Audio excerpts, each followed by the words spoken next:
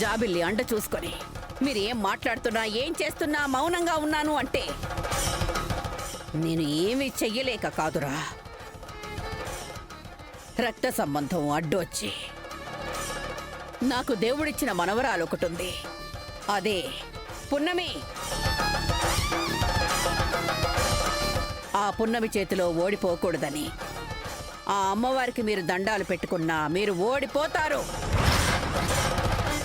ఎందుకంటే మంచి ఎన్నిటికైనా గెలిచి తీరుతుంది కాబట్టి. ఎప్పుడు 10 మంది మంచి కోరుకునే మా నానమ్మే మీ ఓటమిని కోరుకుంది అంటే మీరు ఖచ్చితంగా ఓడిపోయినట్టే. ఓం గణానాం త్వా గణపతిగం హవామహే కవిం కవీనాముపమస్రవస్తమం జ్యేష్ఠరాజం బ్రహ్మణాం బ్రహ్మణస్పద ఆనశృణ్వన్నోతిభిశ్చేదసాదనం శ్రీగురుభ్యో నమః.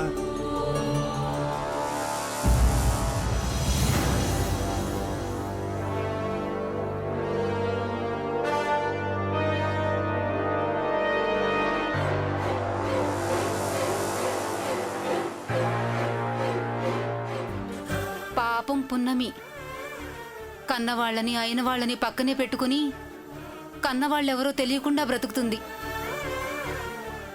ఆ రోజు గూడెంలో కూడా చెప్పాలనుకుంటే నారాయణమ్మ అవకాశం ఇవ్వలేదు. పున్నమి, ఇక్కడేం చేస్తున్నావు? అమ్మా అమ్మా, ఆ రోజున వెతికిన బిడ్డ ఎక్కడుంది? ఈ బాబుగారు మీతో ఉన్నారంటే ఆ బిడ్డని వాళ్ళకి అప్పగించేశావా? అప్పగించేశాను. ఇప్పుడు రాజమహల్లోనే ఉంటోంది. అవునా? పున్నమి, నువ్వు లోపలికెళ్ళి స్నానం చేసి విశ్రాంతి తీసుకో.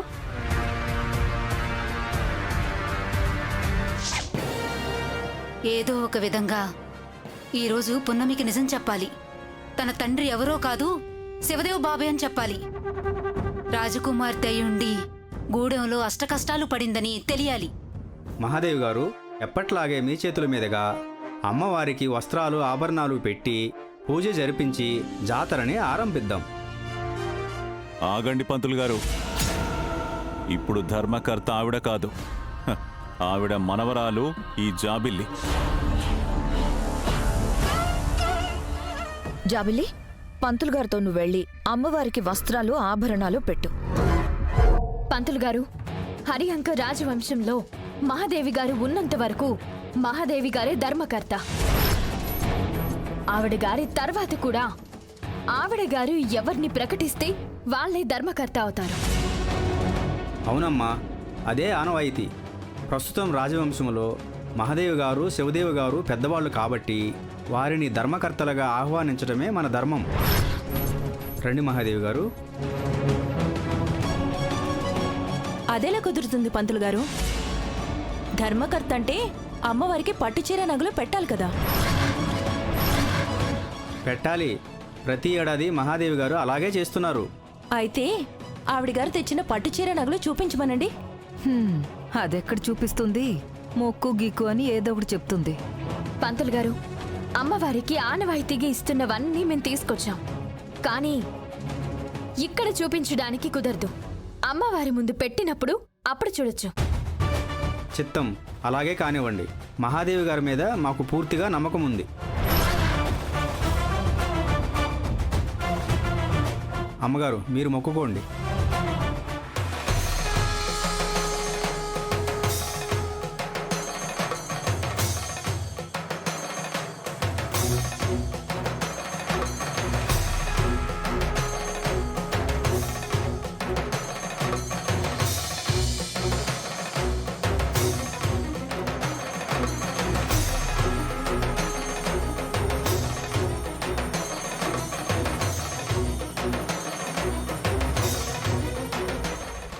చూడు డాడీ, వాళ్ళని దెబ్బతీయాలని మనమొస్తే వాళ్లే మనల్ని దెబ్బతీసేలా ఉన్నారు. అప్పుడే ఏమైంది మయూక? లోపలుంది అసలు సంగతి. నాకు తెలిసి వాళ్ళ ప్లేట్లో ఏమీ ఉండవు. అసలు బండారం లోపల తేలుతుంది. ఏమో డాడీ, నాకు ఆ పున్నమి మీద అనుమానంగానే ఉంది. అది ఏదో ఒకటి చేసి నానమ్మని గెలిపిస్తూనే ఉంటుంది. ఏంటి, పున్నమి ప్లేట్లో ఏమున్నాయని మాట్లాడుకుంటున్నారా? అసలు ఏమి లేవని మాట్లాడుకుంటున్నారా? ఒకవేళ ఉంటే ఆ ప్లేట్లో ఉన్నవి ఎలా వచ్చాయని ఆలోచిస్తున్నారా? అవును, తిండికి కూడా గతిలేని వాళ్ళకి రాత్రికి రాత్రే అంత డబ్బు ఎక్కడి నుంచి వచ్చింది? నగలు ఎలా తీసుకొచ్చారు? వాళ్ళకి పున్నమి ఉంది, పున్నమికి నేనున్నాను. పున్నమి కోసం నా పొలం అమ్మి డబ్బు తెచ్చాను.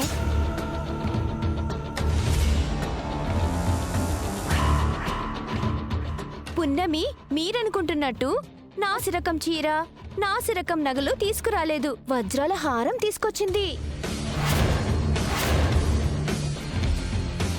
అవి చూస్తేనే మీ కళ్ళు కుళ్ళుకుంటాయి. ఊరు జనం ముందు మీ పరువు పోవడం దాదాపు ఖాయం. తట్టుకోవడానికి సిద్ధంగా ఉండండి. పున్నమి చెప్పమన్నట్టే చెప్పాను. పున్నమి అనుకున్నట్టే వాళ్ళు బుట్టలో పడుతున్నారనిపిస్తుంది.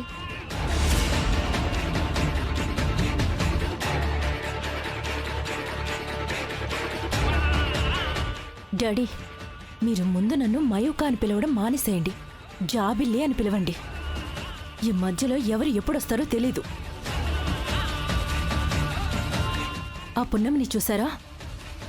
వజ్రాల హారం తెచ్చిందంట. మనం అనవసరంగా వెళ్ళి వాళ్ళని రెచ్చగొట్టొచ్చినట్టున్నాం. తెలియకుండా ఓ తప్పు చేశాం మయూక. కొండమ్మ రూపంలో ఇంకో దారి ఉందని ఆలోచించలేకపోయాం. ఇప్పుడు చూడండి, మనం 10,000 పట్టుచీర, చిన్న హారం తెచ్చాం. అది వజ్రాల హారం తెచ్చిందంటే పట్టుచీర ఏమాత్రం తెచ్చి ఉంటుందో.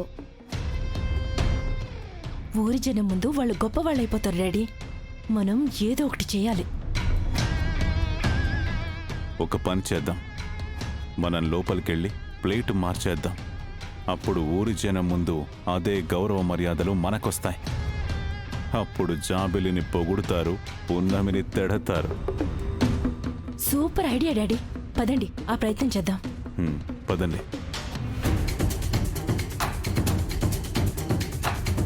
ఇప్పుడే చెప్తాను.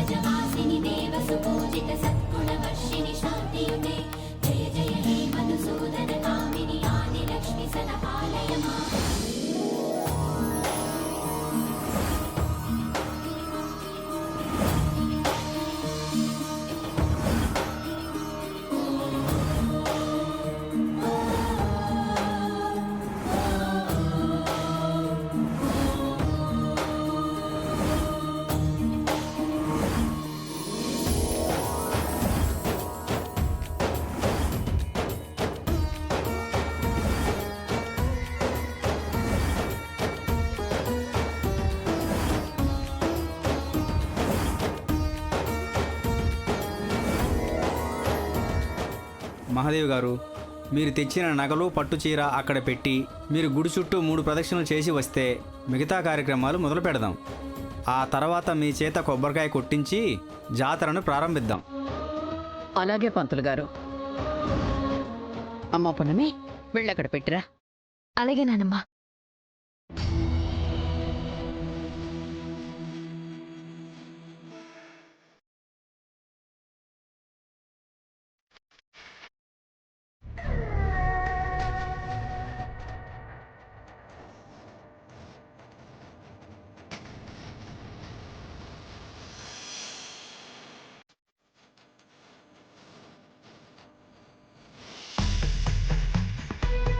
పృథ్వీ, పదండి, అందరం ప్రదక్షిణలు చేసొద్దాం. కొండమ్మా, నువ్విక్కడే ఉండు, మేము ప్రదక్షిణలు చేసొస్తాం. అసలే ప్లేట్లో వజ్రాల హారం ఉంది. నేనున్నాను కదా పున్నమి, మీరు వెళ్ళి రండి, నేను చూసుకుంటాను.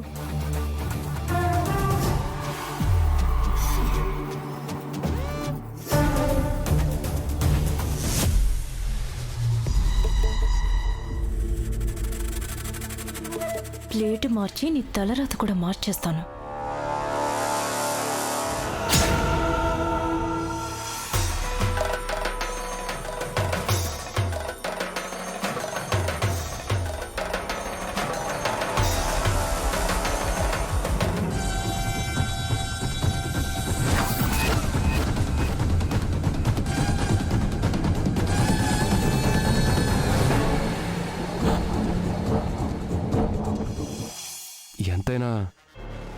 గ్రేట్ కదా పున్నమి.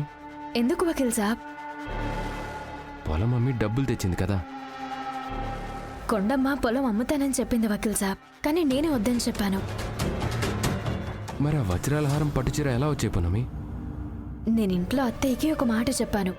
ఈసారి జాతరకి నానమ్మ వాళ్ళ డబ్బుతోని అమ్మవారికి వస్త్రాలు పెడతాను అని. కుక్క కాటికి చెప్పు దెబ్బ అన్నట్టు వాళ్ళకి బుద్ధి చెప్దామని డిసైడ్ అయ్యాను వకీల్ సాబ్. ముళ్ళుని ముళ్ళుతోనే తీయాలి అన్నట్టు వాళ్ళు మోసం చేసి సంపాదించిన డబ్బుతోనే ఆ పట్టు చీర, నగల్ని అమ్మవారికి పెట్టబోతున్నాను. అది కూడా వాళ్ళ చేతులారా వాళ్ళే మనకు అప్పగిస్తారు. నీది మామూలు బ్రెయిన్ కాదు పున్నమి. ట్రై చేస్తే క్రిమినల్ లాయర్గా మంచి ఫ్యూచర్ ఉంటుంది. ఏంటి వకీల్ సాబ్, మీ దాన్ని పొగుడుతున్నారా? పొగిడినా తిట్టినా కొట్టినా ఏం చేసినా ఒక ఫ్రెండ్గా మాత్రమే అని నీకు చాలాసార్లు చెప్పాను పున్నమి. ఇప్పుడు కూడా అదే చెప్తున్నా. నేను అలా అని అడగలేదు కదా వకీల్ సాబ్. కేవలం నన్ను మీరు పొగుడుతున్నారా అని అడిగా. అది ప్రేమతోనా ఫ్రెండ్షిప్తోనా అని అడగలేదు కదా. సరే సరే, ముందు ప్రదక్షిణాలు చేద్దాం.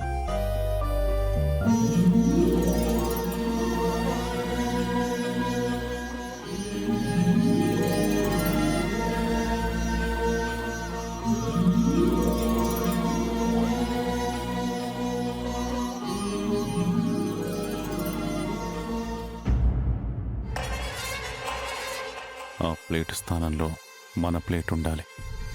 నువ్వేం చేస్తావో ఎలా చేస్తావో నాకు తెలీదు.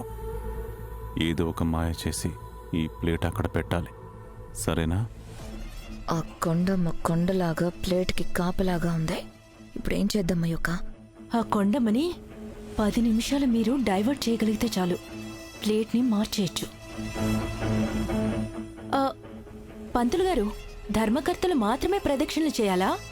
మేం చేయకూడదా? మీరు ధర్మకర్తలు కాకపోయినా మీరు ఆ రాజవంశ కుటుంబీకులే కాబట్టి మహాదేవి గారి పూజ తర్వాత మీకు అర్చన చేయిస్తాం. మీరు కూడా ప్రదక్షిణలు చేసిరండి. అలాగే పంతులు గారు. పిన్ని, బాబాయ్, మీరెళ్ళండి. పద.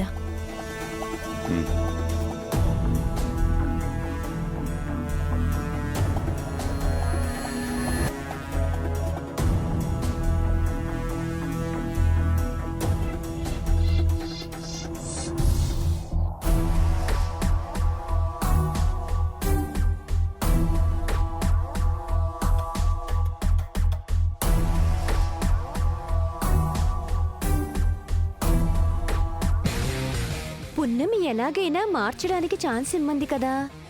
ఇప్పుడు నేను ఫోన్ మాట్లాడడానికి వెళ్తే తప్ప అది మార్చదు.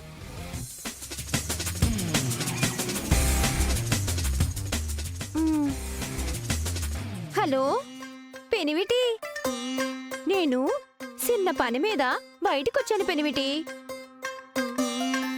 నాతో మాట్లాడాలా? అవునా?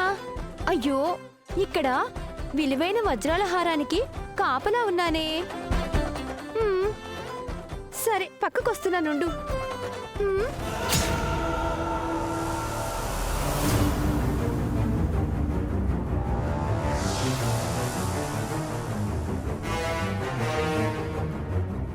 ఇదే సరైన సమయం. ప్లేట్ మార్చేస్తే సరిపోతుంది.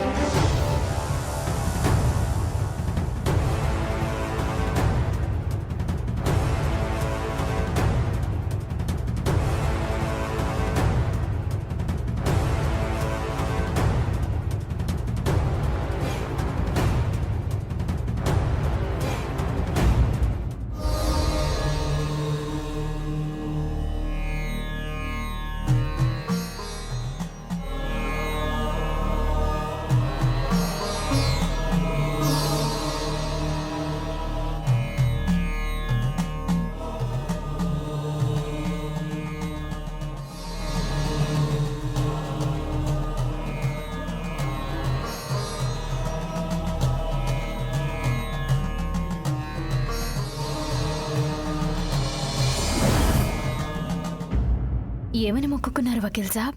నా జీవితంలో ఉండే డిస్టర్బెన్సెస్ అన్నీ తొలగిపోయి నా కెరీర్ బాగుండేలా చూడమని మొక్కుకున్నాను. రాజమాత వాళ్ళకి న్యాయం జరగాలని మొక్కుకున్నాను. మరి నువ్వే మొక్కుకున్నావు పున్నమి? నేను చాలానే మొక్కుకున్నాను వకీల్ సాబ్. ఒక భార్యగా మీ మనసులో స్థానం దొరికేలా చూడమని మొక్కుకున్నాను. ఒక మనవిరాలిగా నానమ్మ ఆరోగ్యం బాగుపడాలని, నానమ్మ కోల్పోయినవన్నీ తిరిగి దక్కాలని,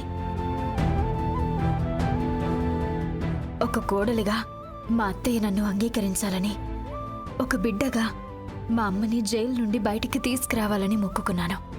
నువ్వు కోరుకున్న కోరికలన్నీ తీరేవే కానీ ఒక్క నా మనసులో స్థానం తప్ప అది ఎప్పటికీ తీరని కోరిక పున్నమి. చూద్దాం వకీల్ సాబ్. నాకు అమ్మవారి మీదున్న నమ్మకం కంటే నా ప్రేమ మీదున్న నమ్మకమే ఎక్కువ. మిమ్మల్ని నన్ను ఒక్కటి చేసిన ఆ ప్రేమే మీ మనసులో స్థానం కూడా సంపాదించి పెడుతుంది. అది ఇప్పుడే కాకపోవచ్చు, కానీ ఎప్పటికైనా అవ్వచ్చు.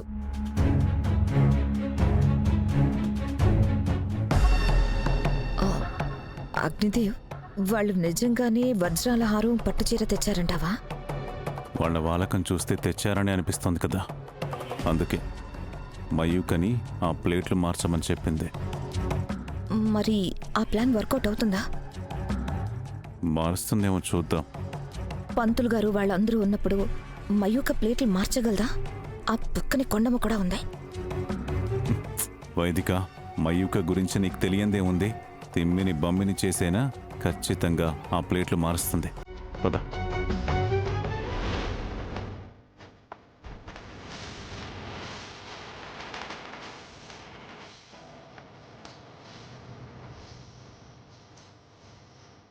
అమ్మా, ఉత్సవం కార్యక్రమం దగ్గరికి వెళ్దాం రండి.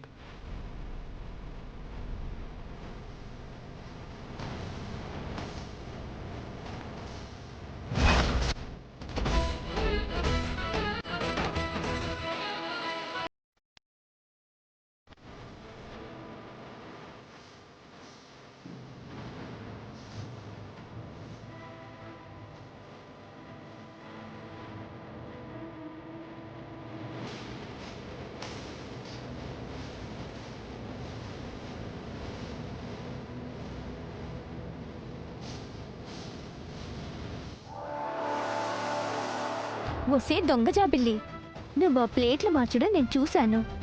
నేనే కావాలని వెళ్ళాను.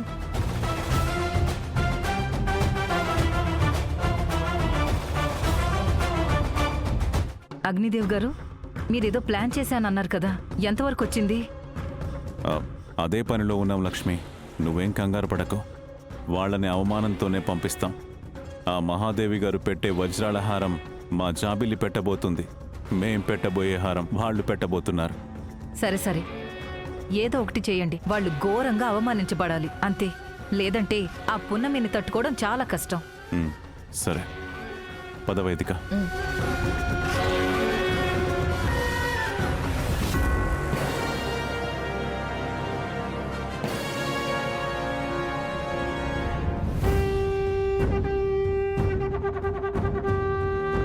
అమ్మా, ఏమా, పున్నమి మీ కోడలే కదా? అవును. ఇప్పుడేమైంది? పున్నమి తల్లిదండ్రుల గురించి నాకు ఒక నిజం తెలుసు. మాకు కూడా తెలుసులేవమ్మా. అది కాదమ్మా, మీకు తెలిసిన పున్నమి గూడెంలో పుట్టిన అమ్మాయి మాత్రమే.